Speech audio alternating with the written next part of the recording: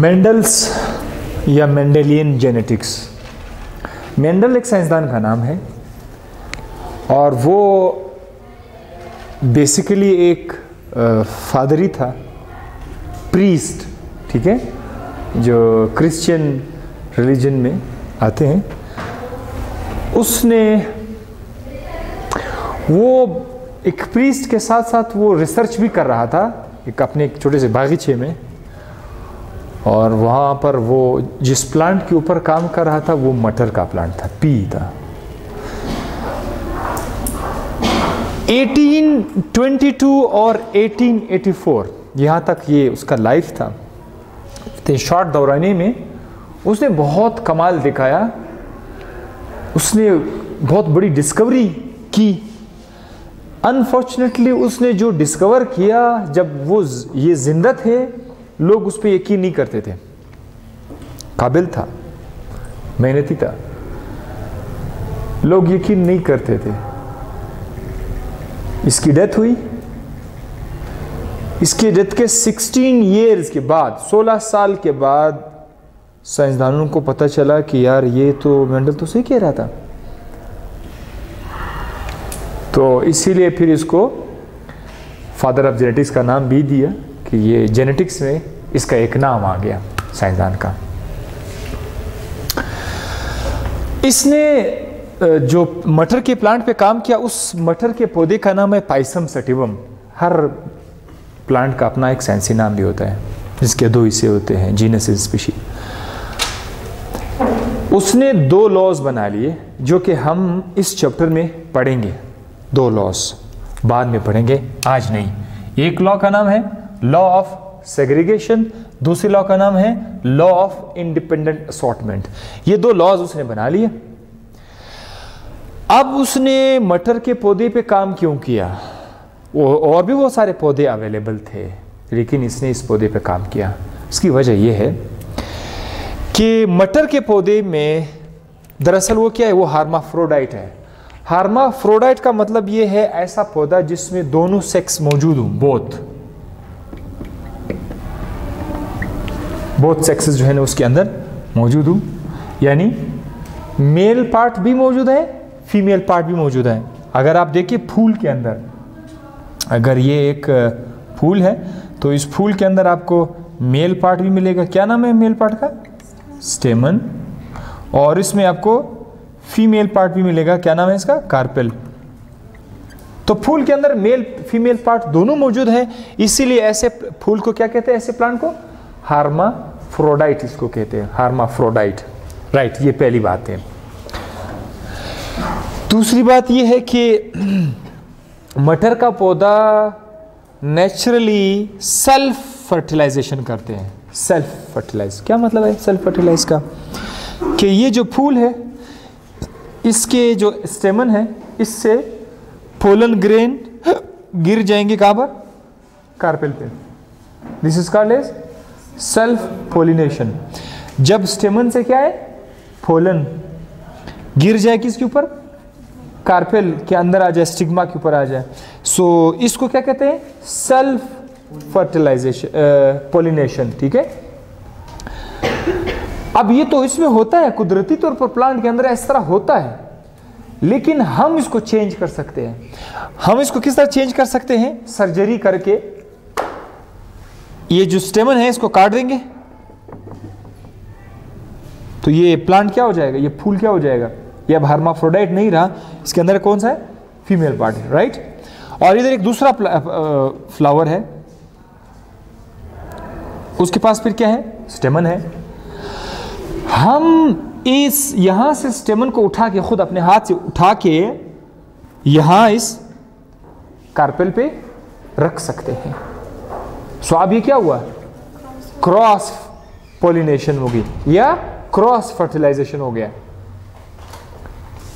हम ऐसा कर सकते हैं, इसीलिए इसकी इस खूबी की वजह से, चूंकि हम इसको क्रॉस फर्टिलाइज कर सकते हैं, मेंडल ने इस सुई को ही चूज किया कि यही इसके ऊपर मैं तजर्बे करूंगा, क्योंकि ये हमारी मर्जी के साथ साथ चल सकते हैं। Large number of seeds in less time.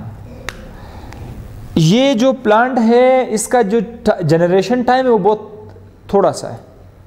मतलब कुछ प्लांट ऐसे होते हैं वो 1 साल के बाद एक नस्ल देता है, हाँ, एक साल के बाद, बहुत सारा टाइम लगता है।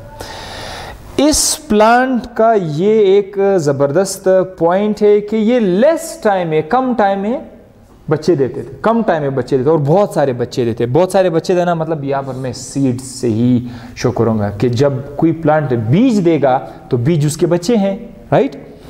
उसी बीज से आप फिर नए प्लांट आएंगे। सो जनरेशन टाइम इस प्लांट का बहुत छोटा है, बहुत कम वक्त में हम इस पर बहुत सारे तजर्बे कर सकते हैं। अगर इसका जनरेशन टाइम लंबा होता तो तजर्बा करना मुश्किल होता। इसके अलावा एक बहुत ही स्पेशल बात इस प्लांट के बारे में कि इस प्लांट के अंदर हमें नजर आए शार्पली डिस्टिंक्ट ट्रेट्स। शार्पली हमें कुछ वाजिया ट्रेट्स नजर आए, खसूसियात इस प्लांट के अंदर नजर आए, और उन खसूसियात में हर खासियत के दो शक्लें थी। दोबारा रिपीट करता हूं, मटर के पौधे में हमें वाजिया खसूसियात नजर आई, ठीक है, ट्रेट्स नजर आए हमें, और उनकी तादाद 7 थी। 7 ट्रेट्स हमें नजर आई। हर ट्रेट के दो शक्लें थी, दो शक्लें थी। कैसे? आइए मैं आप बताता हूं। नंबर 1, सीड शेप, बीज का शक्ल। ये सीड शेप क्या है? ये एक खासियत है, ये एक ट्रेट है, और इसके 2 शक्लें हैं सीड शेप का। नंबर 1 राउंड, इस तरह का बीज था जो कि गोल था। नंबर 2 रिंकल्ड, ऐसा बीज था।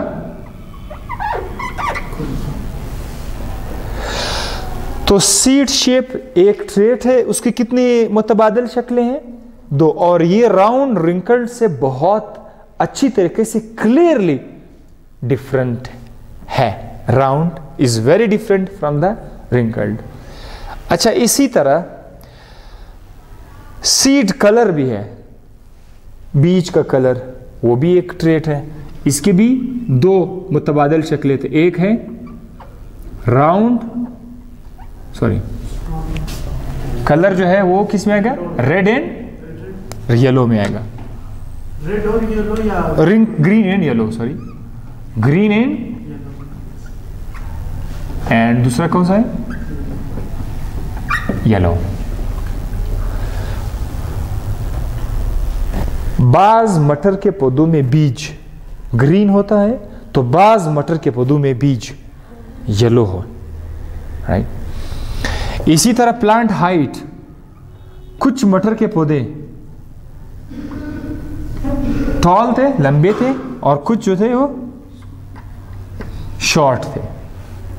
कुछ मटर के पौधे लंबे कद के थे, कुछ मटर के पौधे छोटे कद के थे। तो कद भी क्या है? ट्रेट है। उसकी कितनी शक्लें हैं?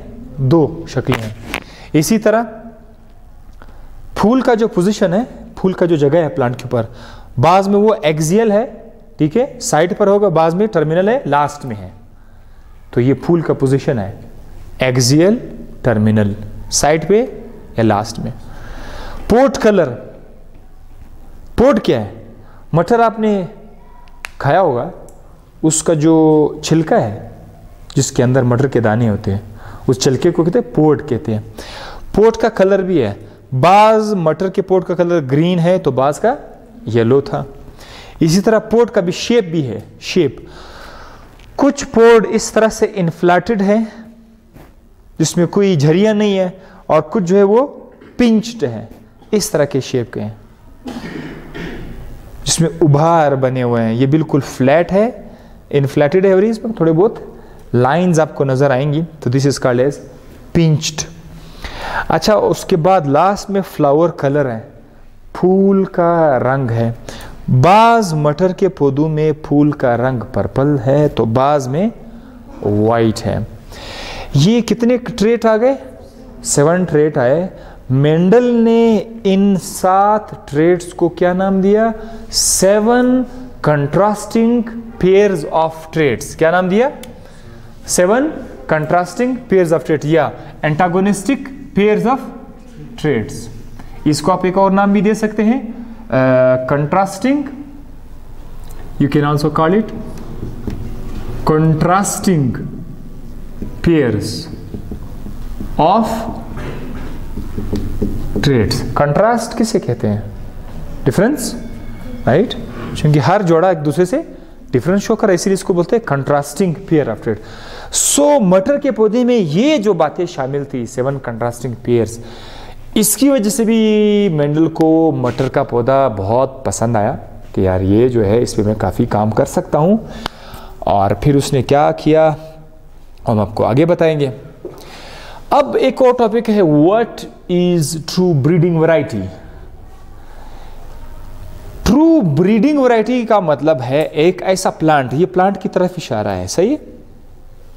एक ऐसा प्लांट जिसको अगर आप उसी की तरह के प्लांट के साथ सेल्फ फर्टिलाइज करोगे, ठीक है? Self, what is mean by self fertilize? एक प्लांट है, आप उसके फूल के अंदर ही पोलन को स्टिग्मा पे डालें, this is called self fertilize.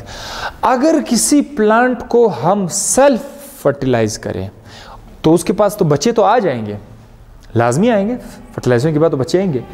अगर बच्चे एग्जैक्टली अपने पेरेंट की तरह होंगे तो हम उस प्लांट का नाम देंगे true breeding variety.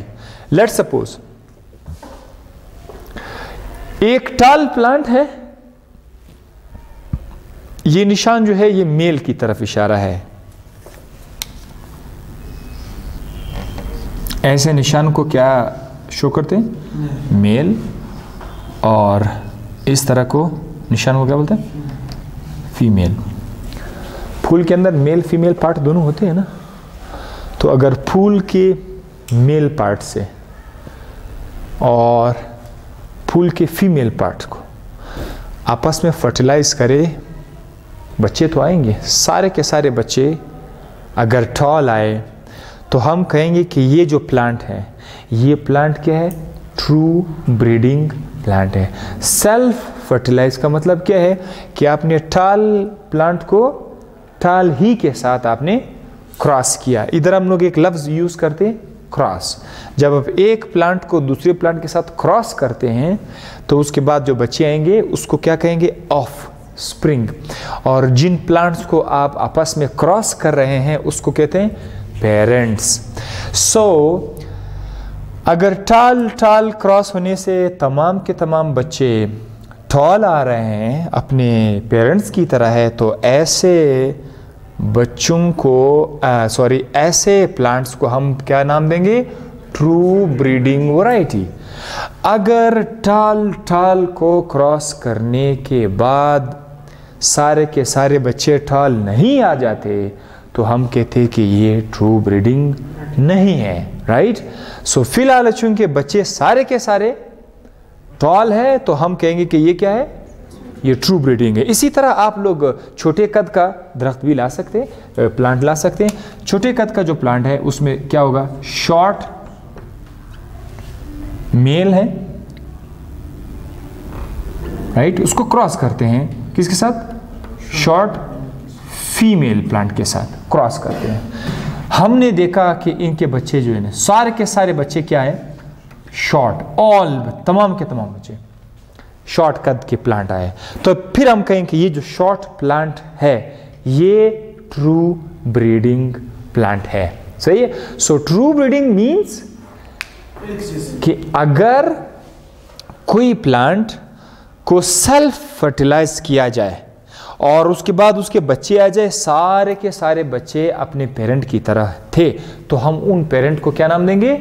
True breeding variety. शर्त लाजमी है कि आपने इनको क्या करना होगा? सेल्फ फर्टिलाइज करना होगा। अगर टाल है तो टाल को आप सेल्फ फर्टिलाइज करें, अगर शॉर्ट प्लांट है तो शॉर्ट प्लांट को भी आप क्या करें? सेल्फ फर्टिलाइज करें। इधर क्रॉस वाली बात नहीं है, आपने सेल्फ फर्टिलाइज करना होगा प्लांट को, फिर उसके बच्चों को देखना होगा।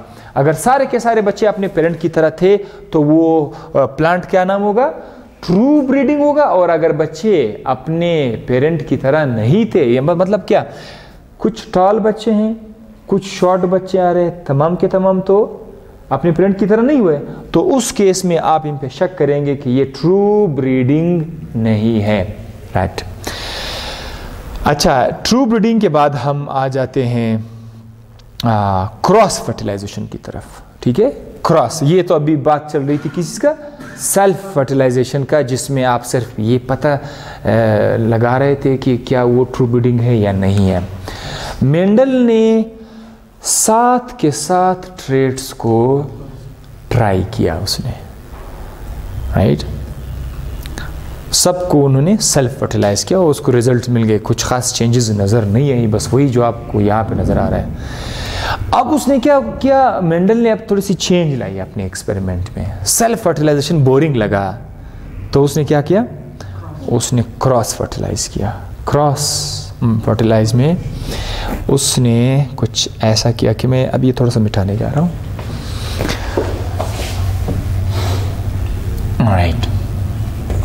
क्रॉस फर्टिलाइजेशन में उसने एक टॉल प्लांट लिया, टॉल प्लांट लिया, और यहाँ पर एक शॉर्ट प्लांट लिया।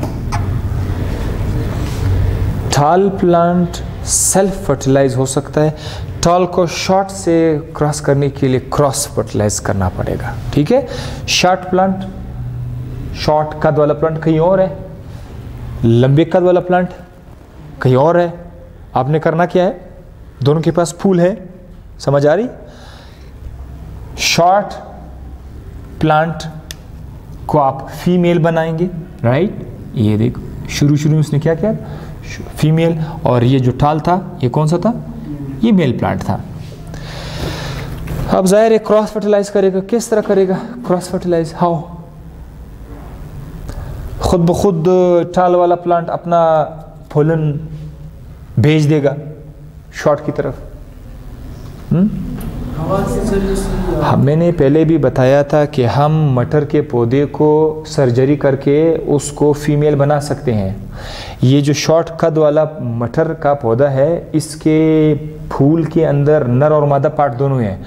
आप इसके फूल से नर वाला पार्ट जो है उसको आप हटा दें, स्टेमन आप हटा दें, तो ये सिर्फ बच जाएगा फीमेल। और ये क्या है, ये मेल प्लांट है। इसका जो फ्लावर है उससे आप क्या उठाओ, अच्छा फीमेल को अगर ना उठाओगे भी जरूरत नहीं है, इसके फ्लावर से आप क्या उठाओ, पोलन उठाओ, पोलन उठाओ। और यस, तो हम लोग अपनी स्टडी में क्या बोलते हैं कि इन दोनों को आपस में क्या करें, क्रॉस करें। हम अपनी स्टडीज़ में, क्लासेस में पढ़ाते वक्त, कॉलेजेस में, स्कूल में पढ़ाते वक्त ये कहते हैं कि भाई टॉल को शॉर्ट के साथ क्रॉस किया, बड़ी आसानी से बोलते क्रॉस किया। पर क्रॉस कैसे किया, क्रॉस मीन के एक प्लांट के स्टेमन से हमने पोलन उठाए, दूसरे प्लांट के फूल के ऊपर जो स्टिग्मा है उस स्टिग्मा के ऊपर डाल दिए। This is called as cross fertilization. So इन दो प्लांट को अब आपस में आपने क्या किया, क्रॉस फर्टिलाइज किया। जब हमने क्रॉस फर्टिलाइज किया, सो हियर रिजल्ट कुछ बहुत ज़्यादा डिफरेंट आया। वो क्या था कि ऑल ऑफस्प्रिंग जो यहाँ पर हमारे पास थे, ऑल ऑफस्प्रिंग्स वो जो थे, ये नीचे आ रहा है, ज़रा इसको फोकस कर ले। ऑल ऑफस्प्रिंग्स वर टॉल, तमाम के तमाम क्या थे, टॉल थे।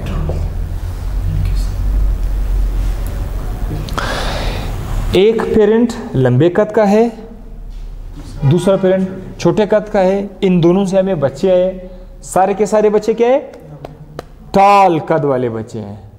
तो इसमें सवाल क्या है आपके ज़हन में, सवाल क्या आएगा, शॉर्ट कद कहाँ पे गायब हुआ। सो यहाँ से कहानी स्टार्ट होती है। यहाँ पर मेंडल ने इनको नाम दिए, जो पेरेंट्स शुरू में आपस में क्रॉस हो रहे हैं उसने इसका नाम रखा P1। क्या रखा? P1, यानी फर्स्ट पेरेंटल। और जो बच्चे आए उनका नाम दिया F1। F जो है ये हमेशा फीलियल को बोलते हैं। किसको बोलते हैं? फीलियल। और फीलियल जो है वो बच्चों को बोलते हैं प्रोजेनी भी बच्चों को बोलते हैं, राइट? तो F1 का मतलब क्या है? फर्स्ट फीलियल, पहला नस्ल। अब ये जो पहला नस्ल F1 आ गया, F1 ये आपका पहला नस्ल है। इसमें जो प्लांट है उसी के हिसाब से मेंडल ने दो और बातें हमें समझा दी। वो क्या है?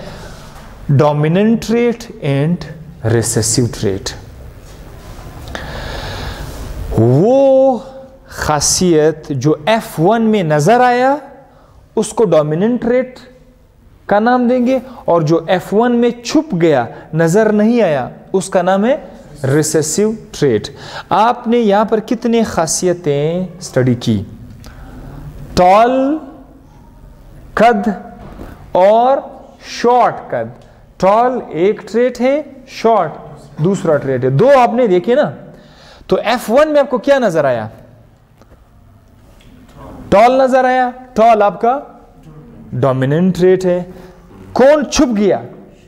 शॉर्ट छुप गया, तो शॉर्ट आपका रिसेसिव ट्रेट है। मैं एक बार फिर रिपीट करता हूं। जब मेंडल ने क्रॉस फर्टिलाइजेशन किया, क्रॉस फर्टिलाइजेशन किसके दरमियान? एक टॉल मेल और शॉर्ट फीमेल के दरमियान बच्चे आ गए। सारे के सारे बच्चे क्या थे? टॉल थे। तो फिर उसने ये कहा कि ये जो टॉल प्लांट है जो F1 में नजर आए, टॉल कद को उसने क्या नाम दिया? Dominant trait. और दूसरा कौन सा ट्रेट है? ये कौन सा ट्रेट है? जो खासियत F1 में छुप जाता है, नजर नहीं आता, उसका नाम है रिसेसिव ट्रेट। अच्छा, इसी तरह अगर आप लोग कद को छोड़कर, लेट सपोज आपने कद को स्टडी किया, प्लांट हाइट को आपने स्टडी किया, अगर आप यहाँ पर प्लांट हाइट के बजाय अगर आप लोग सीड शेप लाओगे, मिसाल के तौर पर एक प्लांट है वो राउंड सीड वाला प्लांट है, राइट? और इधर एक और प्लांट है उसका है रिंकल्ड सीड वाला प्लांट है। आपने इन दोनों प्लांट को आपस में फिर क्या किया? क्रॉस फर्टिलाइज किया, राइट? जब आपने क्रॉस फर्टिलाइज किया, तमाम के तमाम बच्चे जो है उनका बीज क्या है? राउंड बीज आया। तो इधर फिर आपके ज़हन में सवाल आया कि बच्चे सारे के सारे राउंड हो गए, रिंकल्ड वाला खासियत फिलहाल छुप गया है। सो इधर डोमिनेंट कौन सा है, रिसेसिव कौन सा है? Round is dominant, wrinkled is recessive. Mendel ने कितने ट्रेट्स बनाए थे? कितने? 7 थे ना, कंट्रास्टिंग पेयर। 7 में से हर ट्रेट में से एक डोमिनेंट है, दूसरा रिसेसिव है। सो अगर टॉल में अगर हाइट में टॉल डोमिनेंट है, शॉर्ट रिसेसिव है, तो सीड शेप में राउंड डोमिनेंट है, रिंकल्ड रिसेसिव है। अच्छा, सो एटलीस्ट नाउ हमें यह समझ आ गया कि डोमिनेंट ट्रेट क्या है और रिसेसिव ट्रेट क्या है। यहां पर एक फुल स्टॉप लगाते हैं। कल यानी नेक्स्ट लेक्चर में आपको मेंडल्स लॉ ऑफ सेग्रीगेशन भी समझा देंगे और इसके बाद जितना भी बकिया हिस्सा है वो भी आपको समझा देंगे। Thank you.